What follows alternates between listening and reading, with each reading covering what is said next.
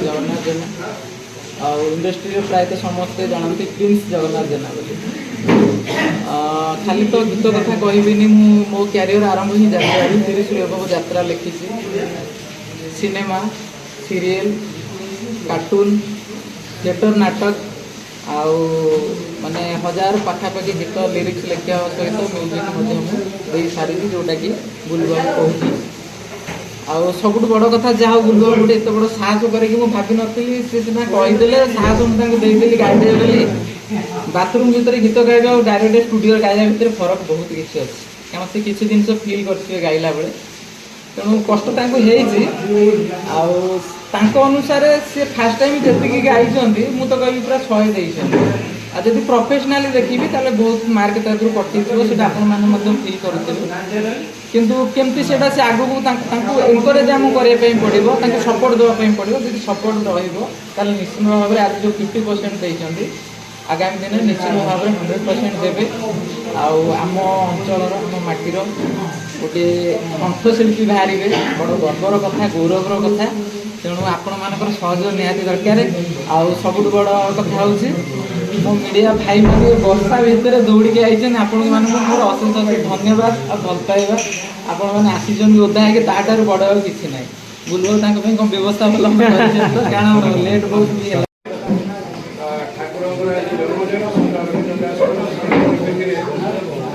भारी भल लगे माने ठाकुर गोटे लिखिं प्रदीप्त बुलू पाखु भल लगे टाइटल आमर भाई चिरपरिचित लोकटी पढ़ुचे पढ़ा मिनिमम लोक पाखे पहुँचे लोक आसते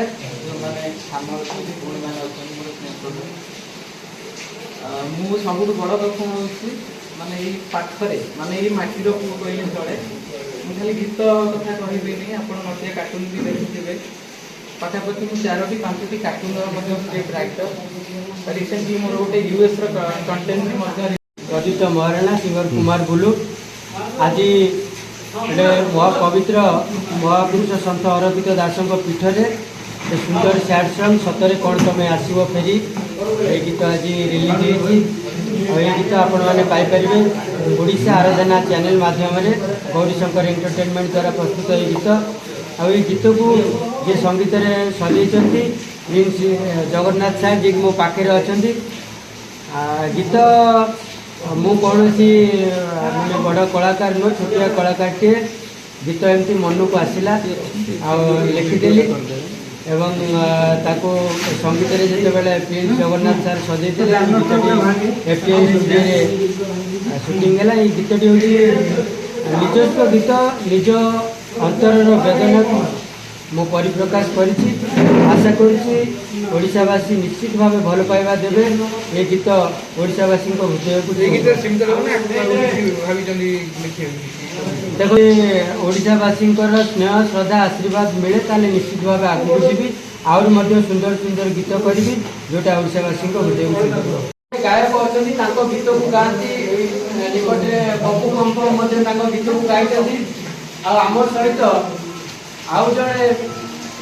महान व्यक्ति विशेष अच्छा जे कि आपण जगत सी आहरी भिन्न जी महापुरुष सन्त अरविंद दास जो पवित्र मणिमंडल गीता अच्छे जो इंग्राजी अनुवाद करते बापा मैंने जाने राजापड़ा ओडिशा सिनेमा जगत व्यक्ति पंडा सुपुत्र अच्छा मोर बड़ भाई और मोर प्रेरणादायक सब सहित ଯିଏ ମୁଖ୍ୟ ଓଳାଶୁଣୀକୁ ଆଗକୁ ଆଉ ଆମ ଅଞ୍ଚଳର ସମାଜସେବୀ ପ୍ରାକ୍ତନ ସମିତି ସଭ୍ୟ ସରପଞ୍ଚ ଆମର ଭାରତୀୟ ସୈନ୍ୟବାହିନୀରେ ଅଛି ମୋର ସାଙ୍ଗ ମୋ ପିଲାଦିନର ସାଙ୍ଗ କମଳାକାନ୍ତ ସିଂ ସିଏ ବି ଅଛି। ଆଜି ସବୁଠାରୁ ବଡ଼ କଥା ହେଲା ଯେ ଏ ଯେଉଁ ଗୀତଟି ଉନ୍ମୋଚନ ହେବାକୁ ଯାଉଛି ଏ ଗୀତଟି ମୁଁ ନିଜେ ଲେଖିଛି। ମୋ ଅଫିସରେ ବସିଥିଲି ଏମିତି ଗୋଟେ ମନକୁ ଆସିଲା ମୋ ମ୍ୟାନେଜର କହିଲେ ଗୋଟେ ସାର୍ ଆପଣ ଏତେ କବିତା ଲେଖୁଛନ୍ତି ଏତେ ମାନେ